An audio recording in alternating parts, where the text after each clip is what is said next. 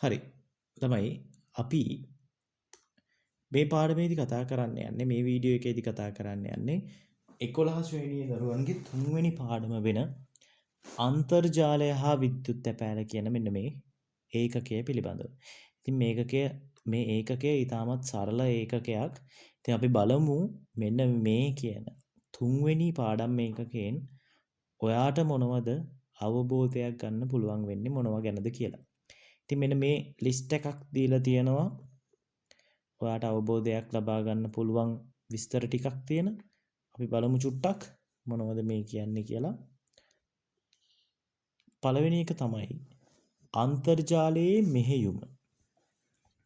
ඊළඟට අන්තර්ජාලයේ සේව තොරතුරු සෙවීම ඒකාකාර සම්පත් නිශ්චායකය IP ලිපින වසම්නාමය වසම්නාම සේවාදායකයක් කියන්නේ මොකක්ද? නියමාවලියක් කියන්නේ විද්‍යුත් තැපෑල වීඩියෝ සම්මන්ත්‍රණ සමාජීය ජාල. මෙන්න මේ දේවල් පිළිබඳව අවබෝධයක් ඔයාට ලබා ගන්න මෙන්න මේ පාඩම් මේකකය වැදගත් වෙයි. ඉතින් අපි මුලින්ම බලමු අන්තර්ජාලය හා විද්‍යුත් තැපෑල කියන පාඩමේ මෙන්න මේ අන්තර්ජාලය කියන්නේ මොකක්ද කියලා.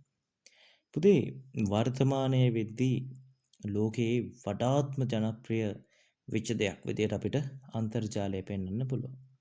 අපි 10 ශ්‍රේණියේ පාඩම් වලදී කතා වෙනවා ස්ටාර් ටොපොලොජි ඊළඟට ටොපොලොජිස් ටිකක් නේද ස්ටාර් බස් රින්ග් ට්‍රී ඊට අමතරව ලෑන්ඩ් මෑන් වෑන් කියන මෙන්න මේ වගේ ජාල ගැන කතා වෙනවා නෙට්වර්ක්ස් ගැන කතා වෙනවා.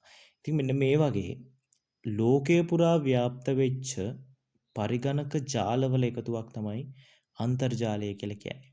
බලන්න අන්තර්ජාලය යනු ලෝව පුරා පිහිටි පරිගණක ජාලවල එකතුවකි. ලෝකේ පුරාම ව්‍යාප්ත වෙච්ච පරිගණක ජාලවල එකතුවක් තමයි අන්තර්ජාලය කියලා කියන්නේ. දැන් අතීතයේ ඉඳලා අපි ලෝකයේ මිනිස්සු එක්ක නැත්නම් අපේ මිනිස්සු එක්ක තොරතුරු හුවමාරු කරගෙන තියෙනවා. එතකොට අපි ගත්තොත් අතීතයේදී මිනිස්සු විවිධ තාක්ෂණික ක්‍රමවලින් තොරව ප්‍රාථමික ක්‍රමවලින් තොරතුරු හුවමාරු කරගෙන තියෙනවා.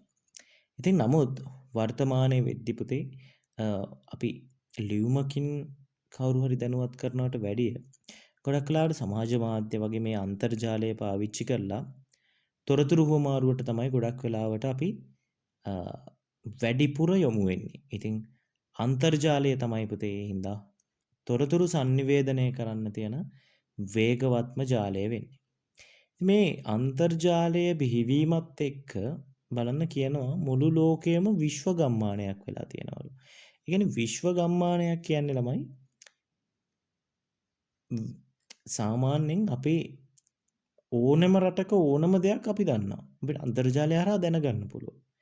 ඊශ්‍රායලය සහ ඉරානය අතර වෙන යුද කැටුම් අපිට සජීවීව නරඹන්න අවස්ථාව තියෙනවා. මේ හැම ඩීටේල්ස් එකක්ම ගන්න තියෙනවා. මේක නිකන් අපේ ගමක දෙයක් වෙනවා වගේ. කියන්නේ ලෝකෙම නිකන් ගමක් වගේ. වල විස්තර දැනගන්න හිතාමත් ලේසි. මේ concept එක තමයි සරලව මේ විශ්ව ගම්මානයක් කියලා කියන්නේ.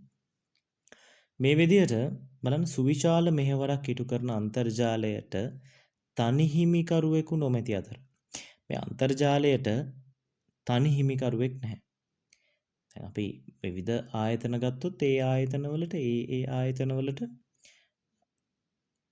අයිතිකරුවන් ඉන්නවා. අපි මීඩියා channel එකක් ගත්තොත් එයාලට අයිතිකාරය වෙනවා. නමුත් මෙන්න මේ අන්තර්ජාලයට ළමයි තනි අයිතිකාරයෙක් නැහැ.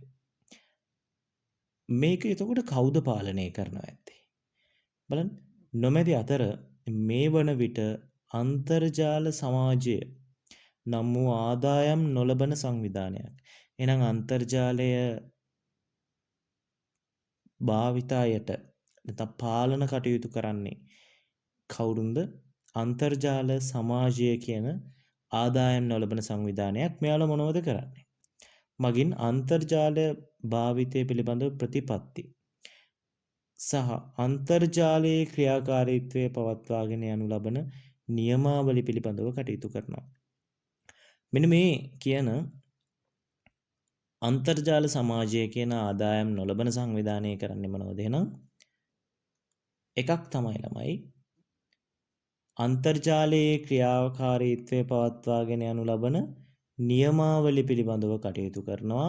අනිත් එක තමයි අන්තර්ජාලය භාවිතය පිළිබඳ ප්‍රතිපත්ති නිර්මාණය කරන්නෙත් මෙන්න මේ කියන අන්තර්ජාල සමාජය කියන ආයතනය විසින්. ඒතර මේක ඔයාලට මුද්‍රිත පිටපතකින් මම ක්ලාස් එකේදී ලබා දෙනවා. ඉතින් මේක දැනට ඔයාලා සම්බන්ධ නොවන දරුවෝ ඉන්නවා නම් එයාලට ටියුට් එක නැති වුණත් ඔයාට පුළුවන් මේ කියන සරල කරුණු ඔයාට පොයින්ට්ස් විදියට ලියා ගන්න පුළුවන් වීඩියෝ එක පෝස්ට් කරලා මේක විස්තරාත්මකව ඔයාගේ ක්ලාස් එකේ ටියුට් එකේදී දෙන්න බලාපොරොත්තු වෙනවා. මෙතනදී අපි බේසික් ටික කතා කරගෙන යමු. හරි. බලන්න. ඔබගේ පරිගණකයෙන් අන්තර්ජාලයට සම්බන්ධ වූ විට එම පරිගණකයද අන්තර්ජාලයට අයත් පරිගණකයක් වේ. මොනවද මේ අන්තර්ජාලයේ පවතින පරිගණකයක් කියන්නේ? අන්තර්ජාලයේ පවතින පරිගණකයක් කියලා කියන්නේ පුතේ ඕනම පරිගණකයක් වෙන්න පුළුවන්.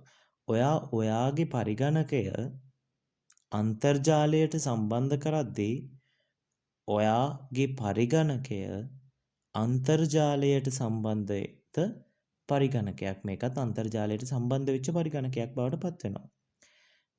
මොකද දැන් අපිට අන්තර්ජාලයට සම්බන්ධ වෙන්න පුළුවන් පුතේ විවිධ ක්‍රම ඔස්සේ. ඒ තමයි ඔයාට පුළුවන් මේක ඉස්සරහදීත් කතා කරන්න තියෙනවා පාඩමේ ඉස්සරහට යද්දී ඉන්ටර්නෙට් සර්විස් ප්‍රොවයිඩර් අපි සරලව කෙටි කරලා කියනවා ISP කෙනෙක්. ඉන්ටර්නෙට් සර්විස් ප්‍රොවයිඩර් කෙනෙක්. නැත්නම් අන්තර්ජාල සේවා සපයන්නෙක් භාවිතා කරන්න පුළුවන්. ඒකට ඔයාට ප්‍රශ්නයක් වෙන්න පුළුවන් කවුද මේ අන්තර්ජාල සේවා සපයන්නෙක් කියන්නේ? ඉන්ටර්නෙට් සර්විස් ප්‍රොවයිඩර් කෙනෙක් කියන්නේ කවුද කියලා. පුතේ ඉන්ටර්නෙට් සර්විස් ප්‍රොවයිඩර් කෙනෙක් කියලා කියන්නේ ඔයාට ගතිකව IP ලිපින ලබා දෙන ආයතනයක් වෙන්න පුළුවන්. ඒ කිව්වට පස්සේ තව ප්‍රශ්නයක් එන්න පුළුවන් මොනවද මේ ගතිකව IP ලිපිනයක් කියන්නේ මොකක්ද කියලා. ඒක ඉස්සරහදී වීඩියෝස් එක රැඳිලා ඉන්න මොනවද IP ලිපින මොනවද ගතිකව IP ලිපින ලබා දෙනවා කියන්නේ කියන එක විස්තර කරනවා. ඉතින් මෙතනදී ළමයි ඔයා අන්තර්ජාලයට සම්බන්ධ වෙනකොට ඔයාගේ පරිගණකයත් අන්තර්ජාලයට සම්බන්ධ පරිගණකයක් වෙනවා.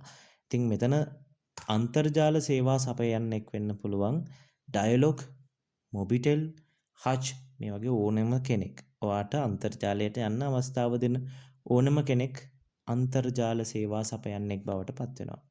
ඉතින් අපි ඊළඟ වීඩියෝ එකේදී කතා කරමු මොකක්ද මේ URL එකක් කියලා. කියන්නේ මේ විදිහට කොටස් ටිකත් එක්ක රැඳිලා ඉන්න අපි වීඩියෝස් වලින් හමු වෙමු.